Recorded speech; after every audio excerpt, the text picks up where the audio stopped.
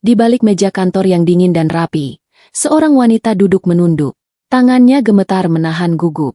Matanya lelah, bukan karena kurang tidur, tapi karena luka lama yang tiba-tiba kembali menyayat. Di depannya, berdiri pria berjas abu-abu dengan tatapan tajam. Suaranya dingin, perintahnya singkat, tapi hanya mereka berdua yang tahu bahwa dulu, pria itu pernah membisikkan, "Aku akan menjagamu selamanya." Dulu, sebelum cinta hancur oleh ego. Dulu, sebelum janji jadi serpihan perceraian. Dan kini, takdir mempermainkan keduanya. Sang mantan suami, kini adalah bosnya sendiri. Bekerja di bawah pria yang dulu meninggalkannya dalam sepi. Kini menjadi bagian dari harinya. Setiap hari. Tapi wanita itu tak lari. Ia tetap berdiri. Demi seorang anak kecil yang memanggilnya, Ibu. Demi harga diri yang tak akan diinjak dua kali. Sebelum kisah ini dimulai, tuliskan di komentar. Pernahkah kamu bertemu masa lalu yang belum selesai? Klik like dan subscribe agar Aca Bercerita bisa terus menghadirkan kisah paling menyayat. Karena ini bukan sekadar cerita. Ini luka yang berani berdiri kembali. Luka yang memilih bertahan. Di depan orang yang dulu membuatnya hancur. Pagi itu langit mendung. Seperti hatiku yang kusut dan penuh was-was. Aku, Rani Aulia, berdiri di depan gedung tinggi berlapis kaca dengan dada berdegup tak karuan. Di tangan kiriku ada map coklat berisi surat penerimaan kerja. Di tangan kanan, tas lempang murah yang sudah menemaniku melamar ke puluhan tempat. Dan hari ini, entah kenapa langkahku terasa berat. Setelah 2 tahun hidup menjanda, aku memutuskan pindah ke kota ini. Kota yang lebih besar, penuh peluang, dan penuh kenangan. Aku tidak berharap banyak saat mengirim lamaran ke PT Arkana Corp. Tapi takdir berkata lain. Mereka menerima aku sebagai sekretaris eksekutif CEO. Aku, sekretaris CEO? Rasanya seperti mimpi, dan jujur saja, agak mencurigakan. Tapi siapa aku yang bisa memilih terlalu banyak? Anakku, darah, butuh susu, biaya sekolah, dan masa depan. Bu Rani. Seseorang memanggil dari meja resepsionis. Aku tersentak dari lamunan. Iya, saya. Silakan ke lantai 21. Pak Raka sudah menunggu di ruangannya. Langkahku menjejak lift dengan detak jantung yang makin tak beraturan. Siapa nama tadi? Raka. Ah, mungkin kebetulan. Raka bukan nama yang langka, kan? Di dalam lift, aku mengatur napas. Wajahku sudah kusap bedak tipis. Rambutku diikat rapi. Dan blus putihku masih terlihat bersih meski agak lusuh. Semoga hari pertama ini berjalan baik. Lift berdenting. Lantai 21.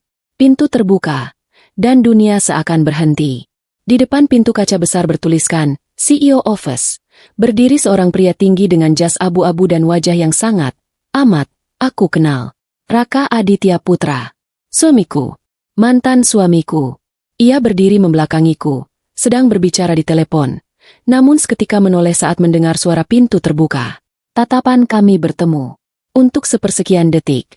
Waktu seperti berhenti. Nafasku tercekat. Tubuhku membeku. Mataku tak berkedip.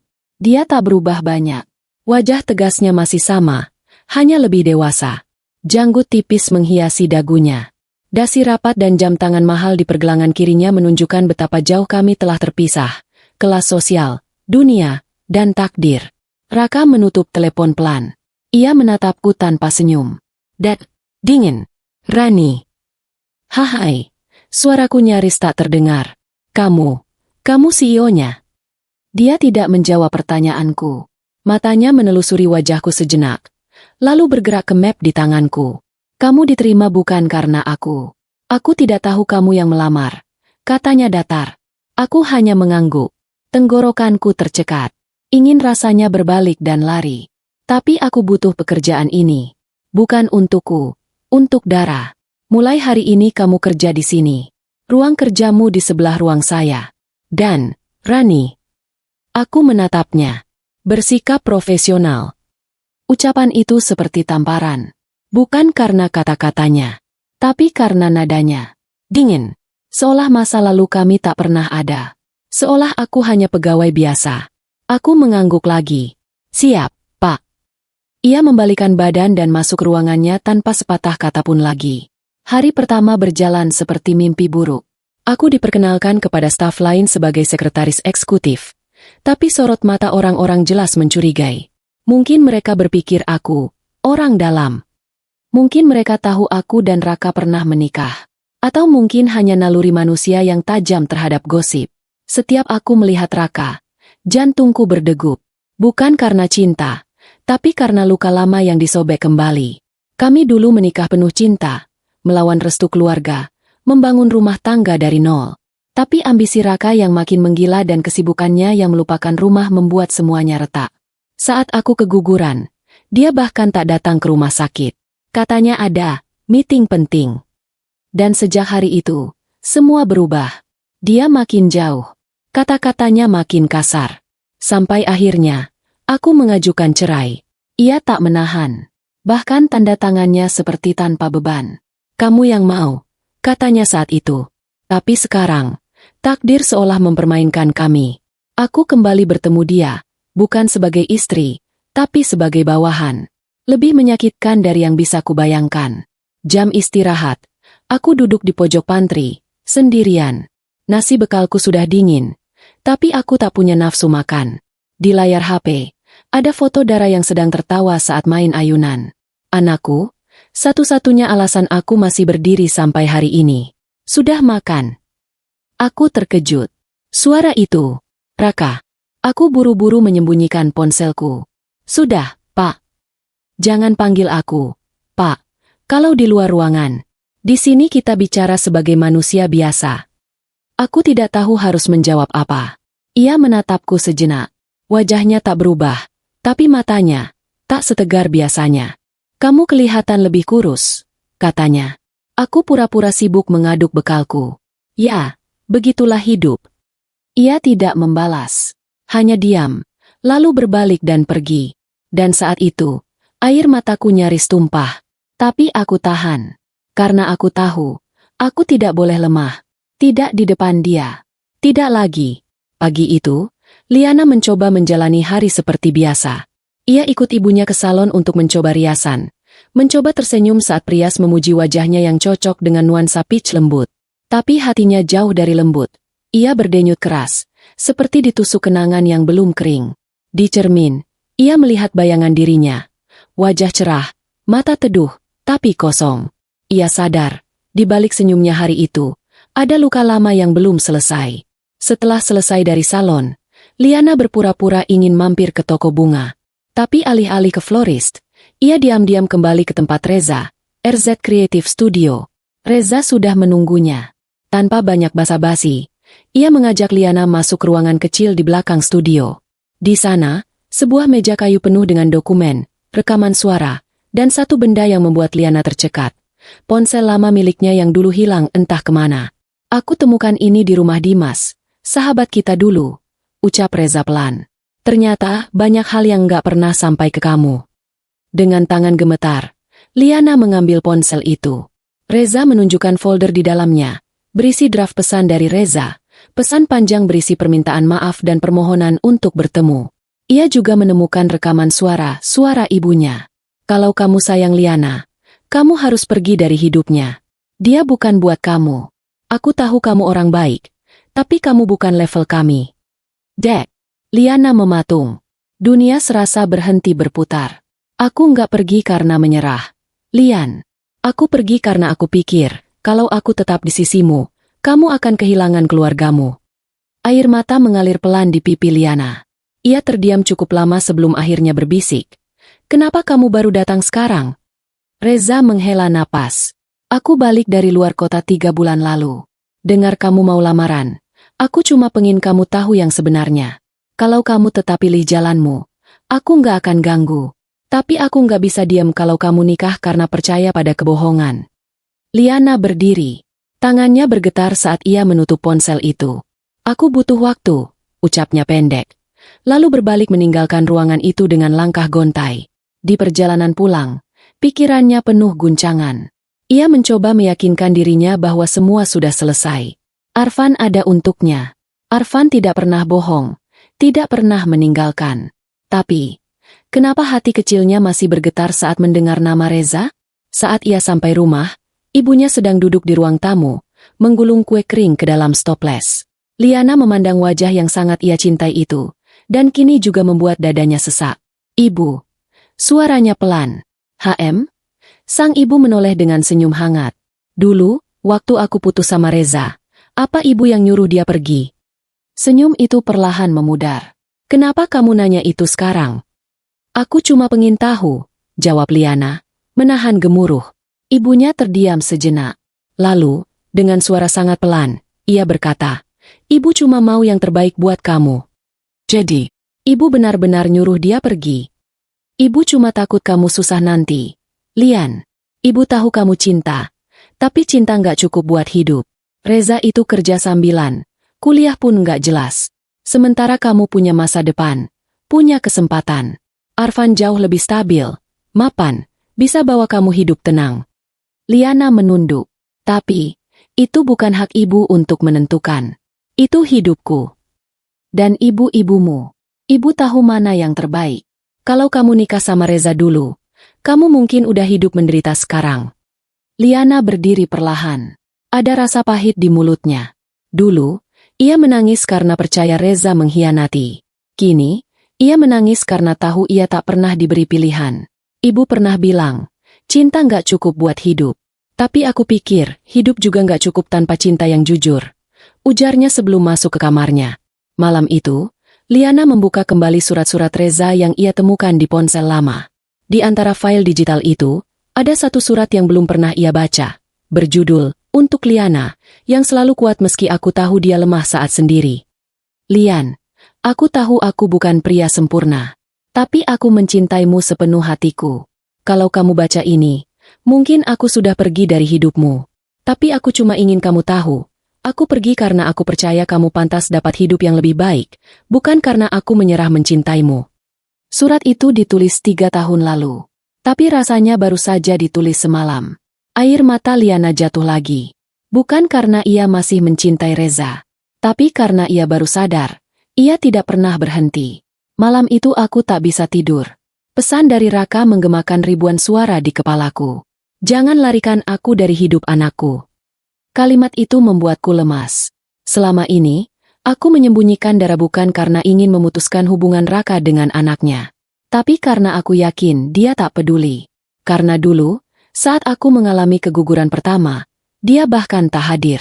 Dan ketika aku tahu kehamilan kedua ini bertahan, aku sudah sendirian, menggenggam surat cerai. Aku tak mau darah tumbuh berharap pada sosok ayah yang hanya ada secara nama. Tapi sekarang, semua berubah. Kenyataannya berdiri di depan pintuku dan menuntut ruang dalam hidup anakku. Pagi itu, aku masuk kantor dengan dada sesak. Aku tahu hari ini bukan hari kerja biasa. Ada percakapan yang harus terjadi. Dan entah bagaimana akhirnya nanti. Aku siap. Tapi aku tak menyangka akan memulainya lebih dulu. Saat Raka lewat di belakang mejaku, ia menjatuhkan dompet kulitnya. Aku spontan membungkuk dan mengambilnya. Pak, dompetnya. Kalimatku terpotong saat aku tak sengaja melihat bagian dalam dompet itu. Ada foto kecil yang terselip. Nyaris lusuh. Tapi aku tahu betul gambar itu. Foto pernikahan kami. Foto saat kami masih muda dan bodoh. Tertawa bahagia di depan penghulu. Saat semua mimpi rasanya mungkin.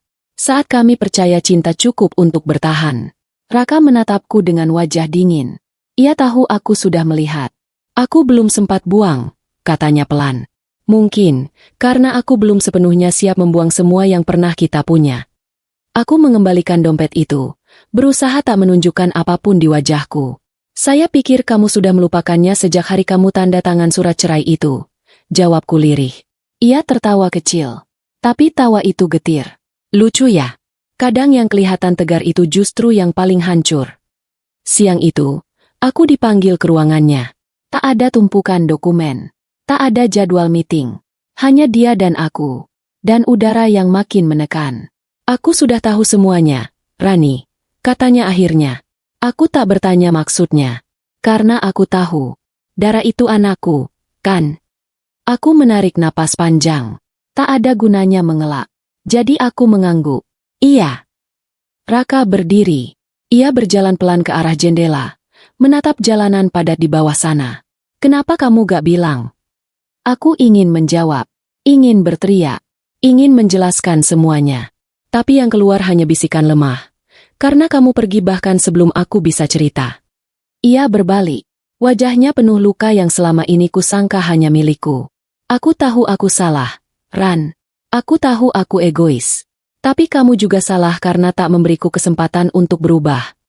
Kita sudah saling menyakiti, Ka. Jawabku tenang. Dan Dara, bukan alat balas dendam. Dia mengangguk pelan.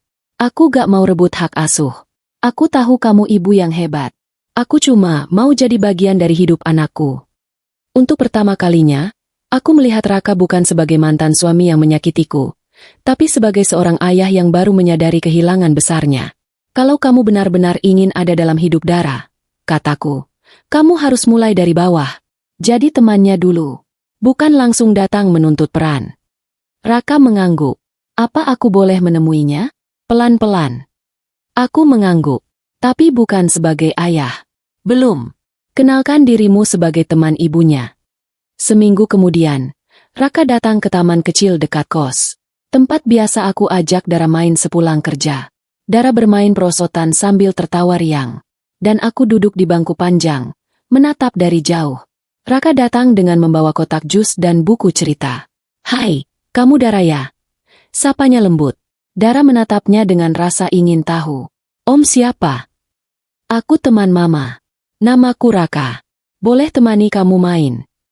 Dara mengangguk. Dan seperti itu saja, mereka bermain. Raka mendorong ayunan pelan, membaca buku cerita, dan tertawa bersama Dara. Hatiku mencelos. Pemandangan ini seharusnya sudah terjadi sejak dulu.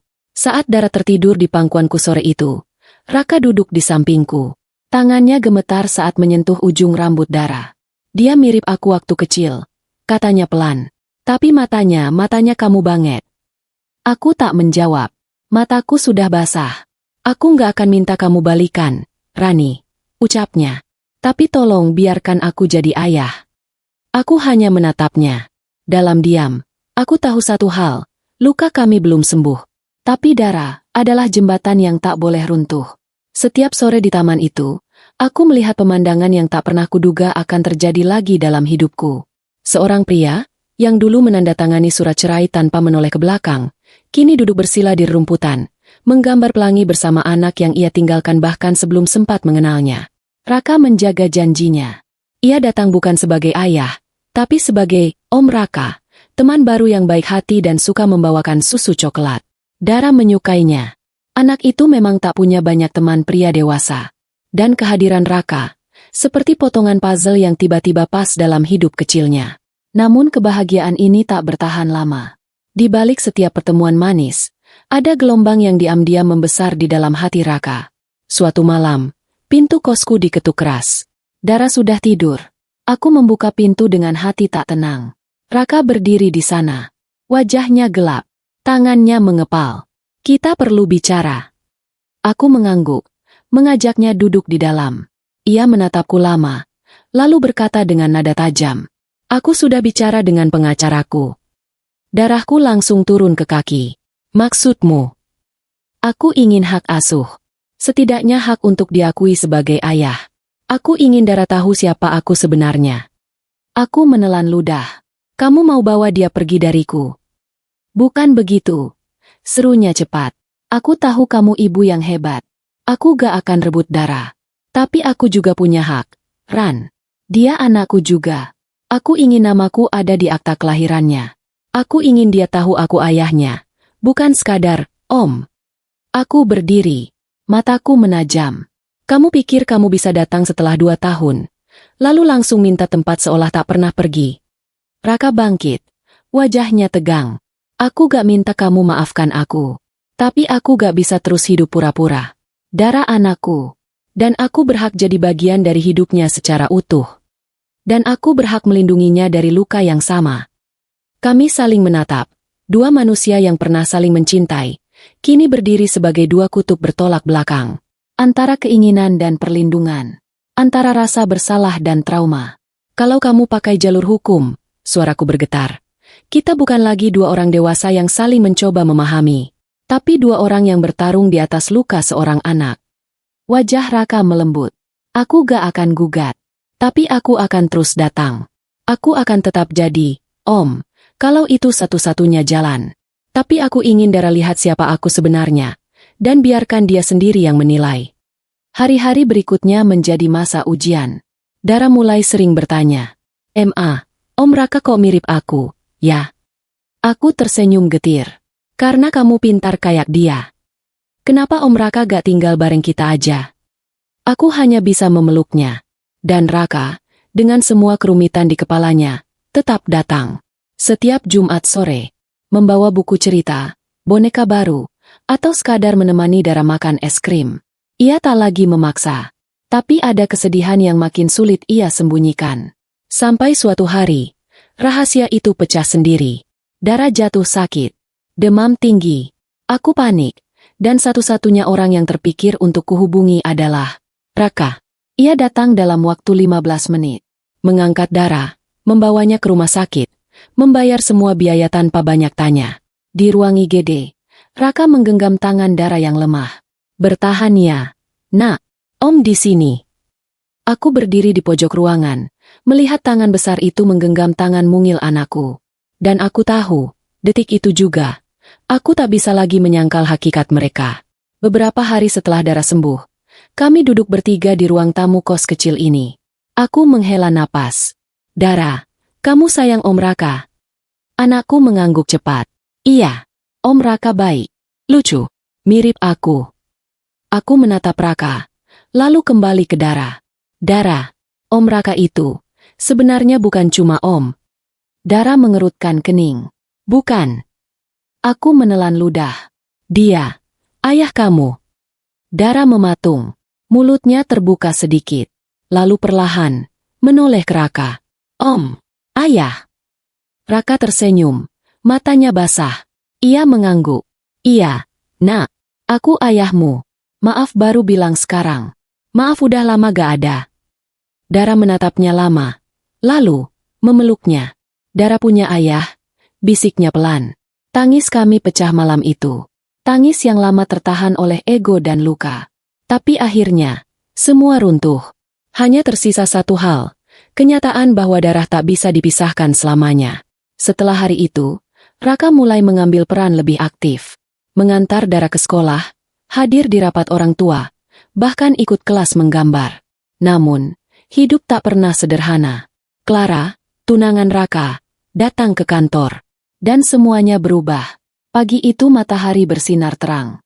Rumah Liana penuh senyum, tawa, dan aroma bunga segar. Balon-balon pastel tergantung di langit-langit ruang tamu. Meja panjang dipenuhi kudapan, dan para tetangga berdatangan dengan pakaian terbaik mereka. Tapi di tengah semua itu, Liana berdiri di balik pintu kamar, memegang dada yang berdegup tak karuan. Ia mengenakan kebaya biru lembut dan sanggul sederhana, wajahnya dirias halus, tampak bahagia di luar, tapi di dalam seolah angin badai menggulung. Ibunya masuk dengan senyum bangga. Kamu cantik sekali hari ini. Arfan pasti makin cinta. Liana hanya mengangguk pelan. Ingin berkata banyak, tapi tenggorokannya keluh. Ia belum bicara apapun soal Reza. Belum sanggup. Pukul 10 tepat. Mobil keluarga Arfan tiba. Tamu-tamu bertepuk tangan pelan. Arfan turun dari mobil dengan setelan batik biru yang serasi. Senyumnya damai. Ia membawa nampan perak berisi cincin dan seserahan. Di belakangnya, ibunya yang anggun dan ayahnya yang penuh wibawa ikut tersenyum sopan. Liana berdiri menunggu. Kakinya gemetar. Wajahnya menahan gelombang batin yang seolah siap pecah kapan saja. Saat keluarga Arfan masuk, semua berjalan sesuai rencana. Kata sambutan dilantunkan. Seserahan diterima. Hanya tinggal satu momen terakhir, penyematan cincin. Arfan melangkah maju. Ia berdiri di hadapan Liana dengan senyum tulus. Aku tahu kamu mungkin masih ragu, Lian. Tapi kalau kamu mau, aku akan temani kamu setiap hari untuk yakin. Liana menatapnya. Matanya mulai berkaca-kaca. Dan saat Arfan mulai membuka kotak cincin, suara pintu pagar depan terdengar terbuka. Beberapa tamu menoleh. Seorang pria muda berdiri di sana, mengenakan kemeja putih dan celana hitam sederhana. Di tangannya, sebuah amplop coklat dan liontin kecil yang menggantung. Itu Reza. Semua mata beralih padanya. Sebagian bertanya-tanya, sebagian lagi mulai bergumam. Ibu Liana pucat seketika. Dinda, yang berdiri di pojok ruangan, menutup mulutnya sendiri. Arfan juga melihat. Tapi ia tetap tenang. Kamu tahu dia? Bisiknya pelan. Liana mengangguk. Air matanya jatuh. Reza tidak masuk. Ia hanya berdiri di ambang pintu, menunduk sopan, lalu berkata dengan suara cukup keras agar terdengar. Aku tidak datang untuk mengganggu. Aku datang untuk membebaskan. Semua hening. Aku tahu hari ini hari penting. Tapi Liana, kalau kamu masih menyimpan luka karena aku, selesaikan hari ini. Kalau tidak, langkahmu selamanya akan berat. Ia menatap Liana dalam-dalam. Aku tidak meminta kembali. Aku hanya ingin kamu bahagia, dengan pilihanmu sendiri. Liana menutup matanya. Air matanya mengalir makin deras. Ia tahu, ini bukan lagi tentang cinta. Ini tentang keberanian memilih hidup yang benar-benar ia inginkan. Ia menarik napas panjang. Lalu, ia melangkah ke depan semua orang. Berdiri di antara Arfan dan Reza. Maafkan aku semuanya. Suaranya bergetar. Tapi aku tidak bisa melanjutkan ini. Suara tamu-tamu langsung riuh. Beberapa menutup mulut. Ada yang terkejut. Ada yang marah. Ibunya berdiri kaku dengan mata terbelalak. Apa maksudmu, Liana? Tanya ayahnya. Liana menatap Arfan dengan mata penuh haru. Arfan, kamu pria paling baik yang pernah aku temui. Tapi aku sadar, aku belum selesai dengan diriku sendiri. Aku masih berdiri di antara luka dan harapan.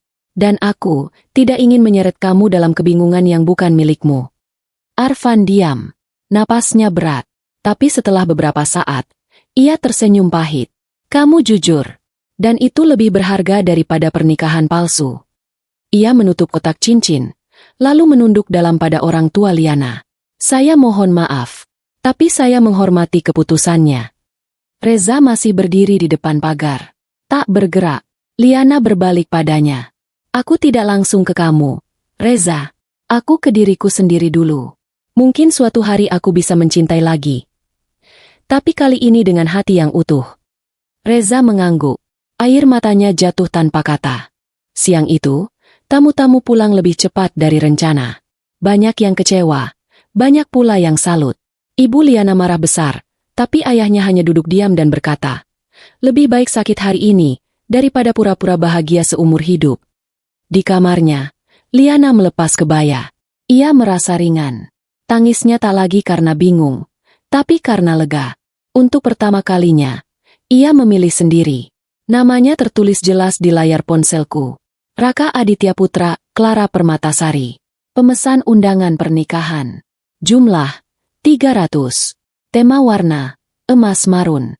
Tanggal acara 2 bulan lagi. Tanganku gemetar saat membacanya. Jadi, setelah semua ini, dia tetap kembali ke Clara? Setelah Dara memanggilnya, ayah, dengan mata berbinar, setelah sore-sore di taman, dan air mata yang mengalir di ruang IGD itu, aku menelan pahit rasa kecewa yang bahkan tak berani ku klaim sebagai hak. Karena aku sendiri yang bilang, aku sudah selesai berharap. Tapi nyatanya, luka itu tetap terasa ketika diiris dari arah tak terduga.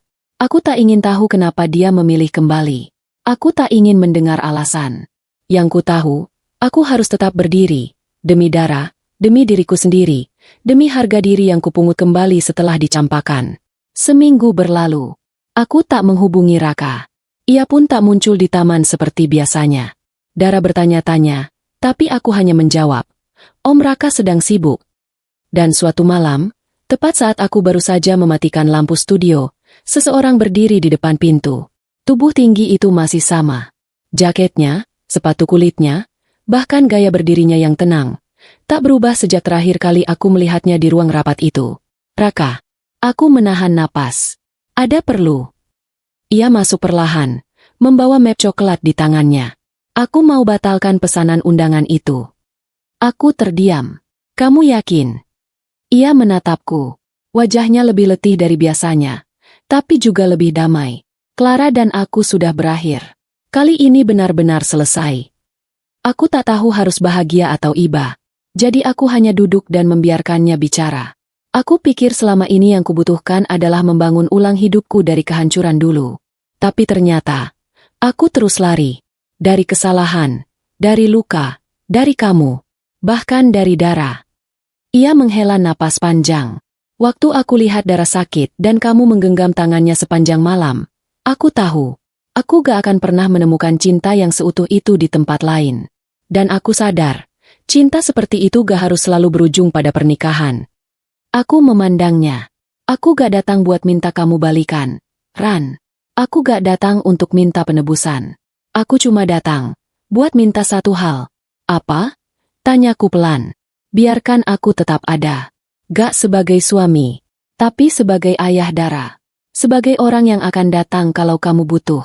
Sebagai seseorang yang ingin menebus semuanya, perlahan. Aku menatap wajahnya lama. Dalam diam, aku melihat Raka yang benar-benar baru. Yang tidak lagi memaksakan. Yang tahu batas. Yang tahu bahwa cinta sejati tidak memaksa kembali. Tapi hadir tanpa syarat. Kalau itu yang kamu mau, jawabku pelan. Kita bisa mulai dari situ. Ia tersenyum. Terima kasih. Beberapa bulan kemudian, hidupku terasa lebih tenang. Studio undangan berkembang. Dara tumbuh ceria. Dan Raka, dia benar-benar hadir. Bukan sebagai cinta lama yang terus minta ruang, tapi sebagai teman. Sebagai orang tua yang membagi tanggung jawab. Menjemput Dara sekolah, membacakan dongeng, bahkan ikut rapat kelas meski harus menunggu hingga larut. Kami sempat jadi pembicaraan. Banyak yang bertanya, kenapa gak balikan aja? Tapi hanya kami yang tahu, beberapa luka terlalu dalam untuk dijahit dengan pernikahan kedua. Kadang, yang tersisa dari cinta adalah penghormatan. Dan kadang, itu jauh lebih abadi. Suatu pagi, saat aku mengantar Dara ke sekolah, anak itu menggenggam tanganku. Ma. Kalau ayah dan mama gak nikah lagi, gak apa-apa ya? Asal kita bertiga tetap bareng-bareng. Aku tersenyum. Air mataku nyaris jatuh. Iya, nak. Asal kita saling sayang, kita tetap satu keluarga. Dan Dara, dengan polosnya, menjawab, aku suka keluarga kita. Gak sempurna, tapi hangat. Di sudut kota ini, aku belajar satu hal penting. Cinta bukan tentang memiliki, tapi tentang hadir. Tentang mengubur dendam, memeluk luka, dan tetap menumbuhkan kasih dari tanah yang pernah retak. Dan begitulah akhir cerita ini. Bukan pernikahan kedua. Bukan akhir yang manis dalam buku dongeng. Tapi, awal dari bab yang lebih nyata. Lebih dewasa. Lebih utuh.